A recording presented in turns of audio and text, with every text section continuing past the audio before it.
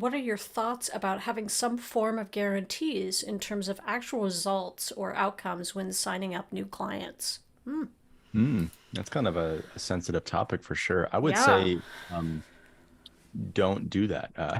Basically, it's That's kind the of comes. answer. It's, I like to what's the answer and then support it with data, right? So there's your answer and I'll support it.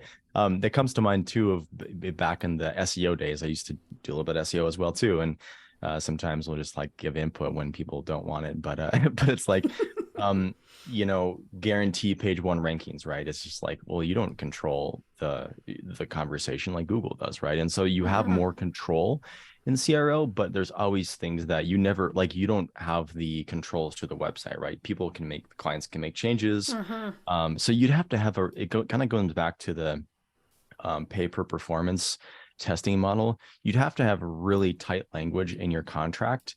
And you kind of have to ask yourself, do you want to go down that road of having Mm. that go down like, okay, in order to guarantee performance, that means that once a test is running, then you couldn't do these things. And you just have to be really, really clear about like the scope and what they can do, what they can't Mm-hmm. do, what you, if you're going to guarantee that, right? And then it comes to mind too of like, well, what are their top traffic sources, And that could right? be Do really they, off-putting, I would imagine, for a new client that's, even though it's been referral, let's say, like to go in Mhm. and go through this really detailed contract of telling Yeah, them good how point. to basically run their business. Yeah. Yeah, totally. Great point. And you don't control the traffic sources as well too. And so like let's say that like organic would probably be the one that's at least the most kind of reliable, at least as long as we don't have any big algorithm changes. They've been doing things by the book.